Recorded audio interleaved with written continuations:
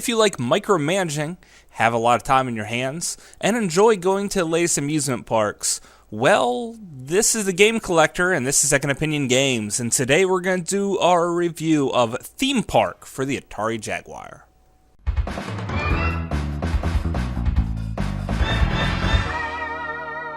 Second Opinion Games. Theme Park by Bullfrog Interactive is very much a sim game. And I mean very much a sim game. You have to control everything between how much ice to put in drinks and reordering french fries. You can set it on easier difficulties, which I strongly recommend for people just starting out. But it won't be long before you decide to sell that park, and then they immediately throw you into the hardest level of difficulty, which then you have to micromanage every little thing, including your employees, which you hire around the park. Some of the maintenance people just sit around eating sandwiches all day unless you pretty much tell them to fix something. On the number pad, every key is used here, but the key you're going to use the most is the number 3 button. That 3 button, when you're hovered over, say, an employee, you could press the button and manage that employee to, say, fix the bouncy castle. Also, you could use it to change the percentages of wins on the duck game. It's very important to manage every little station in this game. And also, good track layout, equally important. I've tried a lot of different tracks. Some of the ones I like the most are a giant circle or just a straight path going straight up. I tried more complicated routes, but then my people just sort of got lost and they don't know what to do.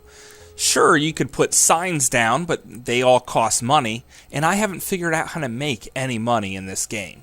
I just turn to the bank and borrow more when I get low, and that's really not a winning strategy for this game.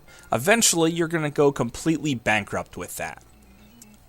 At the end of the year, there's a ranking system which puts you up against other park owners. Taking a brief look at it, it might tell you how good you're doing overall in this game. However, it's not a clear indicator. I could be losing tons of money, yet be absolutely first on nearly every category. How could I be the richest park if I'm thousands of dollars in the hole? It just doesn't make any sense.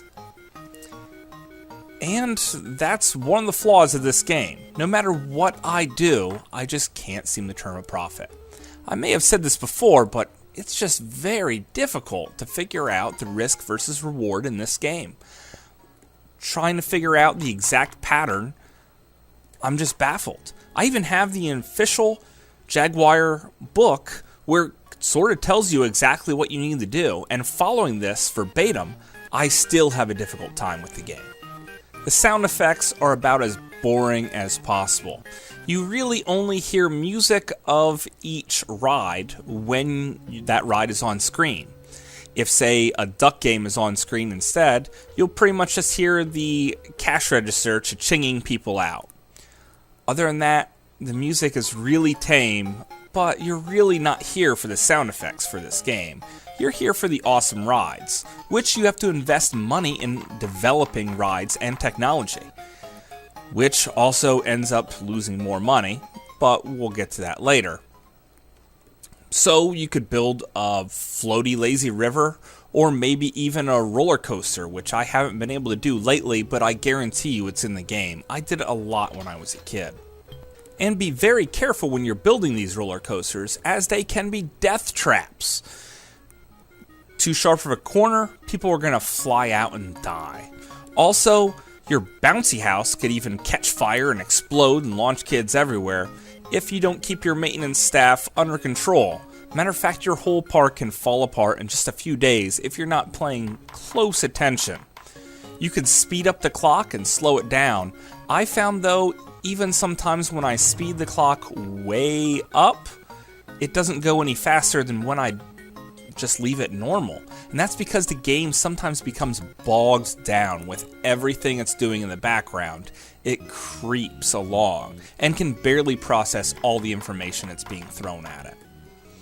Which I can understand because Playing the game, it's throwing a lot of information at you.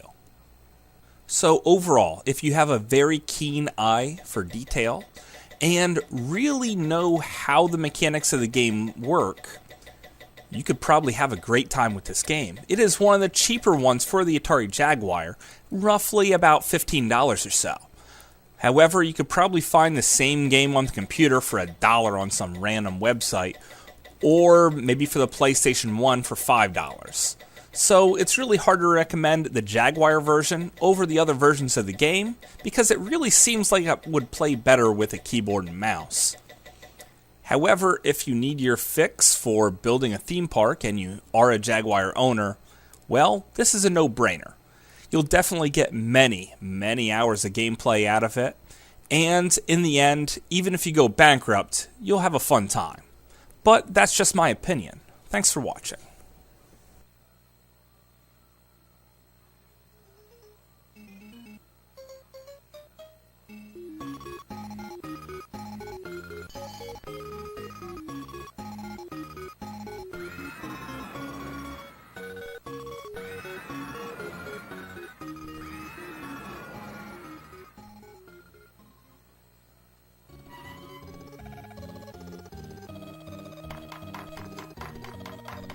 Hey, even if you moderately like this review, please subscribe. We're trying to get through every single Atari Jaguar game. And if you have some hints for me to improve my theme park, let me know, because I am really struggling to turn a profit here. Thanks again.